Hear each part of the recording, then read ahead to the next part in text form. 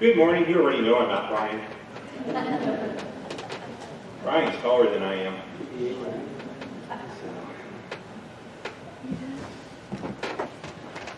All right. I'm just going to get myself in sync with the back there. I'm not going to use, as much as possible, the ancient way of doing this called click, because I do not have a remote, so we're going to be doing this analog.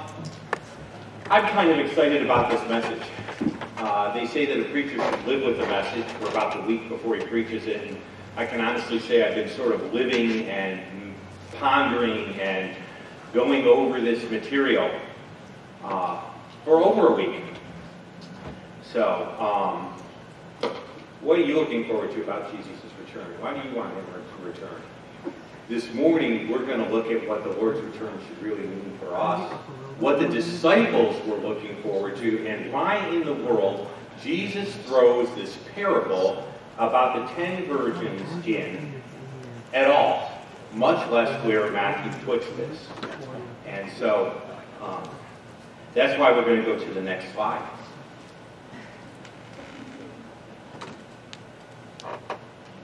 Oh, there we go. I thought I was being overly subtle.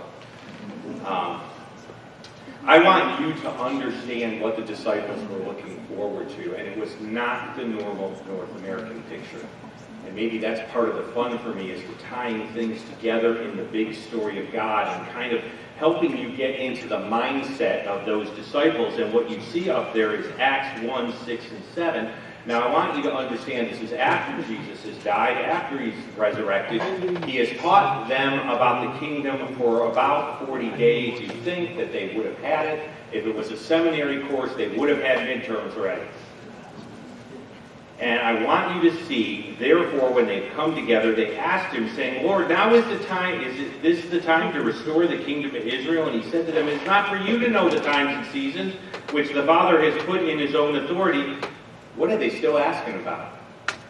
Well, they're not asking about heaven. They're still asking about the kingdom. And Jesus has taught them for 40 days. And what's the first thing on their mind? The first thing in their mind is it time for you to bring the kingdom to earth and God's rule to earth? See what they were focused on? They're still focused on this thing. Even after the resurrection, even after the ascension, even after 40 days of teaching, they are totally focused on the kingdom, and these parables are designed to help them with what's coming. And so that's where their brains are still at. In fact, to this day, when I talk to Jewish people about the gospel, one of the biggest objections I get is, where's peace on earth and where's the kingdom? There's still wars. There's still problems. If Jesus was the Messiah, this world should not look like this. Please explain to us where this delay comes in, why it's there, because this is what we're expecting. In fact, when you go to a Jewish funeral, and I should have said, this is a great time to turn to the next slide. I was too subtle for myself. There we go. You will not see the afterlife discussed. The kingdom in general will be discussed. If you come to a Jewish person and you say, do you know where you're going when you die? They'll just look at you like, no. Should I? Should I have any awareness? That's not what we focus on. And I want you to understand that what they're not concerned about is heaven. What they're concerned about is the kingdom. They have been following the king, and they're concerned about the kingdom, and that is the thing for them. The uniting of heaven and earth, the restoration of that which has been lost, not heaven. So I want you to get that very different perspective. Now, the other thing we're dealing with is a parable. We don't talk in parables much anymore.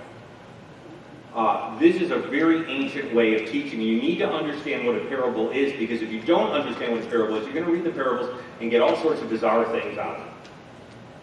Like people or sheep and goats, and all sorts of weird things, and what are the goats and what are the sheep, and you can draw all sorts of points. A parable is a story making a comparison, and there are elements in the story, and then they correspond to other elements. And then by comparing the elements, you get the point of the parable. One of the dangers is picking the wrong elements to compare. And mixing and matching in the wrong way, or drawing things out of the story. We do this with other parts of the Bible. Everybody goes to David and his 5 stones to kill Goliath. And I've heard all sorts of sermons about that. I've always wondered, maybe Goliath had 4 brothers. That'd be a good reason for me to arm myself with a few more stones. I don't know, but I do know that we have to handle parables. Now in Hebrew it's called a marshal. It's used. It's a saying that just does that. The Greeks used it. These guys were familiar with it through their Jewish backgrounds, and they were familiar with it through hanging around enough people that had been influenced by Greek thought that the idea of a parable was not such a strange thing. But when you're looking at a parable, you want to see where the like is, because it's a comparison. And so when we get there, we want to see what the like is, and that's why the next slide's there. That's why the next slide will be there. Okay. Well, there's a little time delay. It's kind of the amount of time it takes to get back and forth. I'm looking at the first couple verses of this to get you the like. I'm trying to like the like. We did have to go through a little transition here. If that doesn't come up in a second, we will go analog again. And I will go ahead and simply read the section. For you out there, you've got sound and you've got pictures, so if you don't have picture, you have sound. So it works. If you really want the sound too, you can probably subtitle your YouTube, and then everything I say will be little words at the bottom of the screen. Oh, there we go, sort of. Okay. I think we went too far. There we go. Now we're good. The kingdom of heaven shall be likened. There's your comparison. So what Jesus is focusing is what the disciples are focusing on, the kingdom of heaven, and he's going to compare it to 10 virgins who took their lamps and went out to meet the bridegroom. Now 5 of them were wise, and 5 of them were foolish, and that creates a distinction between the foolish and the wise. So we have the basic comparison, and then there's going to be a comparison between the foolish and the wise. And the whole scene is set around a bridegroom, and they're waiting. And we're going to talk about the ancient wedding, because why in the world would some guy be yelling, "The bridegroom cometh," in a neighborhood, disturbing people? And why would people need lamps? And where would they be going? And why is this going on? And you need to kind of have some background. And so now you can go to the situation being conveyed. This is the situation. There have lamps for a reason. In the ancient world, you did not have a flashlight, you did not have your cell phone, and if you wanted to go ahead and see anything in front of your face, you had an oil lamp, which requisited you putting some fuel in there. Otherwise, you just had a piece of burning rope that wouldn't get you very far. And so the situation is given at midnight. Isn't it a great time? I want all the brides here to think about how wonderful it would be to have the bridegroom announcing himself at midnight and them having to get ready. Behold, your ceremony is coming. Yay! I get to jump out of bed and go ahead and go to my wedding ceremony. The bridegroom is coming, go out to meet him. And those who were the virgins arose and trimmed their lamps. That's because you get this ugly kind of crusted stuff at the top here that would interfere with it burning. And so you would trim your lamps. And the foolish said to the wise, "Give us some of your oil." That means that they're missing something they need for the lamps to go outside. Our lamps are going out. But the wise said, "No, lest we should not have enough for us and you. Rather go to those who sell and buy for yourself." And while they went out to buy, the bridegroom came, and those who were ready went with him to the wedding, and the door was shut. Wisdom is portrayed by being prepared for the return of the bridegroom. Now, you guys are probably saying, well, who is this bridegroom? Well, in the parable, the bridegroom is Jesus, and the bride are those who are going to follow him. And so, that is the key, being ready for the bridegroom. And that's what differentiates the wise from the foolish. The foolish were unprepared. The wise were prepared for the bridegroom's return. They were set to go. And the door being shut indicates they don't get in. The result is the unpreparedness, and you can change the slide, because they can go ahead. There you go. Wow, perfect. The result of this whole thing at the bottom is that the unprepared are excluded from the blessing of being part of the wedding.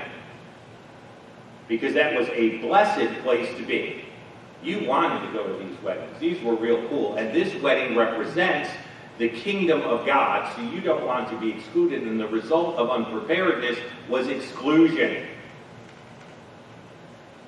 Now remember, he's telling this to a bunch of disciples that have a little bit of a different view.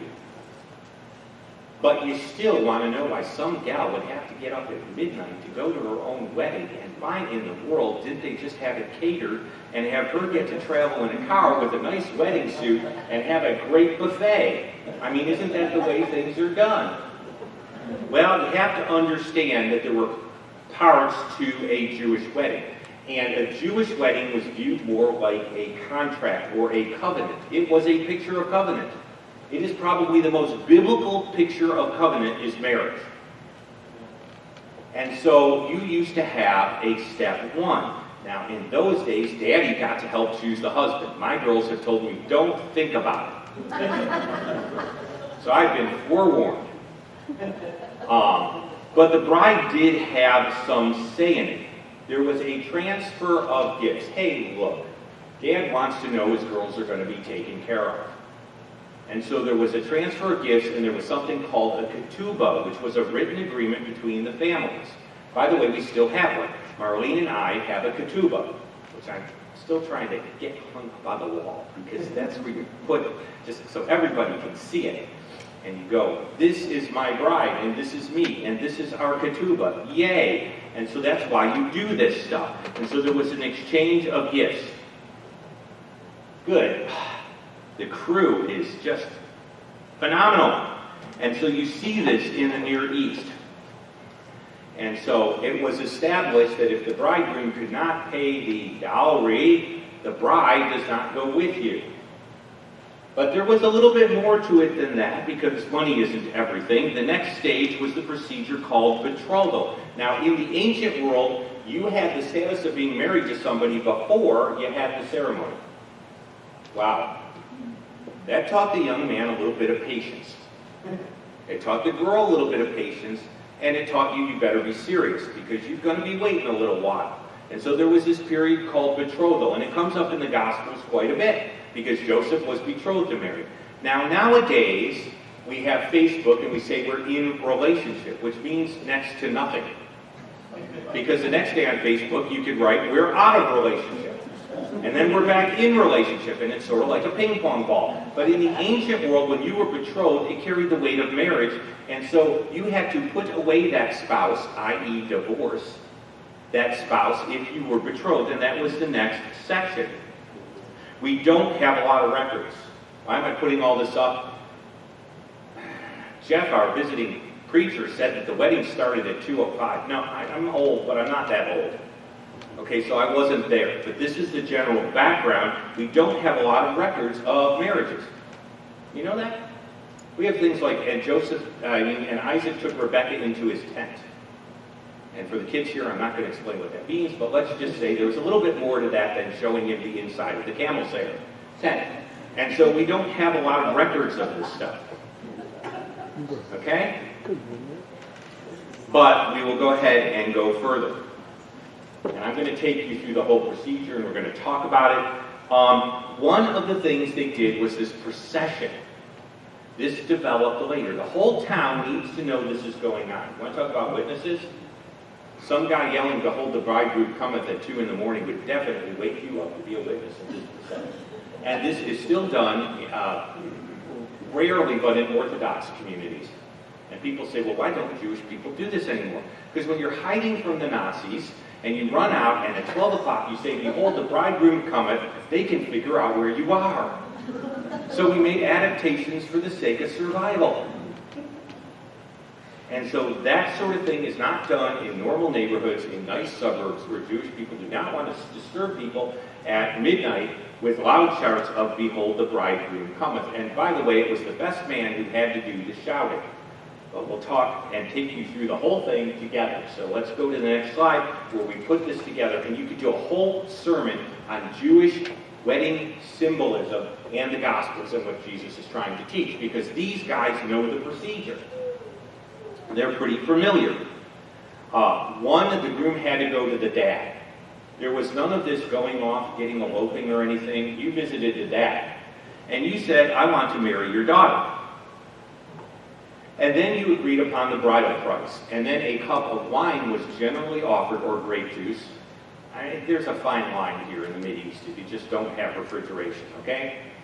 And it's just that way. And so you had this thing go on, and if the bride accepted the cup, she was then betrothed. So the girl did get to have some say. Okay, Addie could not pick the most horrible looking thing in the world and say, he's a nice guy, I like him. The girl did actually get some say later, and she could accept the grape juice. And I could do a whole thing on communion and the relationship between this cool thing, but that's not today's message. Now the bridegroom had to go do something. He had to go back and build a bridal chamber. And I told my wife that if she was waiting for me to build a bridal chamber with my building skills, we would be waiting about 25 years to get married. So fortunately, my father did not expect that of me. But in the ancient world, that was done. The father got to decide when the bridal chamber was done, because the guy probably wanted to slap up 3 or 4 pieces of wood and call it done. There you go. I'm finished. I get to go back and get her. And the dad would say, you're not putting her in this. A little bit more work, son. And so he would actually have some power there. And then he would end up going and fetching the bride. Hence the procession back to the wedding.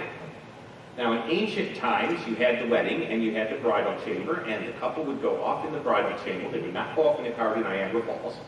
And then they would go ahead and consummate the marriage, and the party would continue. And then they would sort of introduce, as a done deal, this has all been completed here, sort of thing. Now, what are the virgins for? Why do you get these virgins hanging around? Because the girl did not want to get up at midnight and come with bedhead hair to her own wedding and improperly attired. And so the purpose of the virgins, or the attendants of the bride, was to get her looking pretty good. So, here's the shout. They know they got a little while before the guy comes. The attendants light their lamps. They're ready to leave. And they also do some help getting the girl ready so she does not look like something absolutely hideous at her own wedding. And so they would get her ready. And that's why she had female attendants. And they would all go back. The wedding ceremony would take place. The wedding would be, marriage would be consummated. They would all come out, and yay. That is the whole backdrop that these guys are understanding so that they can make the comparison. And by the way, you liked it because while you were there, you usually got some nice clothes of your own to be part of the wedding, so you could tell who was part of the party and who was part of the wedding ceremony. And, you got that whole thing going, and see, while they're doing whatever, okay, you are enjoying the party. So this is cool. This could last several days here. And that was just wonderful. Let's just party. This is a big, joyous time. And I need to go ahead and jump a slide or two here. So let's go 1. Okay? And we're going to go again, because we don't do that anymore. And so the question is, how ingrained were these traditions? I'm not going to tell you I was there. I will tell you that there is every reason to believe that most of this was very well in place, and the disciples understood it really well. But if you hang around theology, you will notice long enough that wherever there is a solid opinion, there are at least 3 other dissenting opinions, and that's why we have really multi-level commentaries. And so there are those that would like to say parts of this were. Now let's get to the parable. So we really want to go to the next slide, because now you know all about girls not having bedhead and attendants and wise and foolish virgins, and now we have to plug this all back here. The point of the parable is coming up. The lesson of the parable is that desiring Jesus' return will be manifested in devoted service. Okay? You need to kind of understand this whole thing. Jesus knows that what the disciples are looking for is rule and relaxation. We have hung out with the king. We have been kicked from place to place. We've had no place to lay our head. Jesus is the king. When do we come into our kingdom? Who's going to be first in the kingdom? Those are the questions on their mind. They are looking for the restoration of heaven and earth. They're reunited, and they are looking for their roles. They are ready to kick back. It's real simple, Jesus. You're going to walk in there. You're going to go ahead. You're going to announce to the Sanhedrin, you are the Messiah. You're going to supernaturally kick Rome out. Everything will be wonderful. Israel will be the head. God's rule will be over the earth. Creation will be restored. Everything is going to be great. We are so excited. We are so comfortable. We are so pleased. And Jesus gives them this parable to get them ready for the fact that they got a long, hard wait before they're ever going to see any of that. And they are not prepared. And so he gives them a series of watchful parables about being watchful and being faithful before his crucifixion, because they're going to be totally thrown for a loop when this happens. And so he is getting them ready. And so I want to take a few minutes to ask you, are you waiting for the Lord's return to get out of something or to get into something? Are you waiting for the Lord's return to sit or to work? What is motivating you as far as the Lord's return? Because the disciples were to be motivated by the Lord's return in order to do the work of the kingdom, not to sit back and relax. That's what they wanted, but that's not what Jesus intended. You are not going to get the vacation now. Here are the parables. Be watchful, be ready, be working, be devoted. That's what my return should do for you. That's what these parables tell you my return should do for you. And when I talk to a lot of people about Jesus coming back, they are waiting for Jesus to coming back to get out of something, not to get into something. They are waiting for Jesus' return to relax and not to work. But that is the exact opposite of the parable here. So I was thinking of an illustration. My first illustration I thought of was Pastor Brian being a bridal consultant. And I said, no, wait a minute. The mental picture of Pastor Brian being a bridal consultant just did not want to work. I was thinking of a gal's sort of, illustration. I thought, no, that's not a mental picture I want in my head. So then I thought, well, I guess I'm going to have to go with the male illustration. So sorry, gals, I can't really get Pastor Brian as a bridal consultant in my brain. It does not work. So I thought about football. People say, do you like football? No, I like watching guys watch football. I absolutely love it. Normally, stoic men will go through a range of emotions during a football game, the likes of which you have never seen. Not only that, but the food's pretty good. So I go for this show, but it isn't the football game. And I just love it, because guys get all kind of emotional. And I can't believe he threw that anger, and then, yay, we got a touchdown, and then we got, ooh, they lost. And we got all of these great emotions. And so I used to go and watch guys have football games. And I thought, that's a really cool illustration. Okay? Because in a real way, Jesus is the coach of the team. Did you guys know you joined up for a team? You're a team. Okay? Poof. You're a team. And I thought about Jesus being the coach, and then I thought about the fact that there's some guy on the field that has a headset, I don't know why it doesn't break at the first time he gets landed, and it doesn't crush into a billion pieces, but they got that worked out. And then he hears from the coach, and that's the quarterback guy, and he sits in the huddle, and he gives you little symbols here, and they know what play to run. And I thought, this sort of works. Okay? You got pastors that are the quarterbacks. You are the team, and Jesus is the coach. And so what are you doing here? Well, you're getting the play of the week. You're getting the play of the week that you go out and run, and then if you run it, the team wins. And the disciples were ready to go ahead and have halftime for the rest of their lives. But see, you're in the same position they are. You're not here to have halftime for the rest of your life. So you come here on Sunday morning, and normally you have the quarterback giving you the scriptures, which contains the play of the week that you ought to be paying attention to. And then you go out and you run that play, and then the team wins. Isn't that great?